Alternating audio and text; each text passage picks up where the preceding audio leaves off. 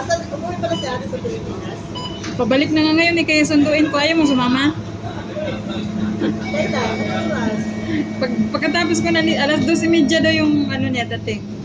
Hindi ako makakasama, pupunta ko grabe. Kaya nga, punta ka nga. Dito ko sa bus, malayas ako. Nag-aala kayo sa Sunday. Kailangan weeks yung bakasyon nyo doon? 1 month and 1 week. Tagal na. Sana ganun din yung bakasyon ko. Pero pag wala kang pera, Hindi pa ka natatapos. Nag-ano na sila lang. Okay lang ba na 2 weeks? Sige, tapos Rio tayo, pero ako hindi naman nagbabalik na. sabi ko, Uwi ka ng Pinas, may pera, magbalik mo nga ha. oo nga, ngayon. Kaya mahirap iwas sa gastos doon, no?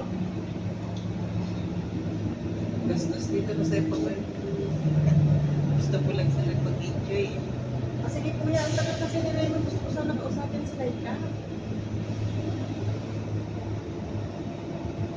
Kaya na, sige, mamaya na lang. Pwede naman tayo pala mag-bus, no? Dire-diretso. Hindi ko kasi alam, ang alam ko yung Marte.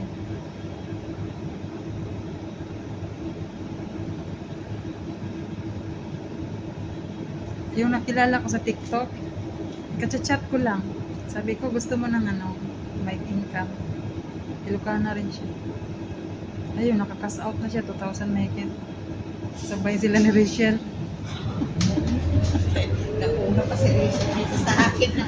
Oo, tapos una kitang in-invite. Tagal kasi. Kasi, Oo, kasi paano kasi ako, okay, sa Rachel ka lang lalabas. oo, hinanap ko pa yung pangalan ni Rachel. Ano ba pangalan ng babae na yun? Sabi ko sa mga ano doon sa school. Nag-cash out ako. Uy, invite mo sila. Invite ko rin kayo ah. O sige, sige, sabi nila Ah. niya. Si ano, in-invite ko na yon yung mataba, si Charlotte. Kaso lang, baka daw scam. Tapos pinakita ko yung ano ni Rachel. Sabi ko, nakakas out na nga si Rachel eh. Kaso ayaw, tamad sila mag, ano ba yung magpunta-punta sa mga ganito. Sabi ko, matagal ka pa naman dito. Lalaki yung income mo.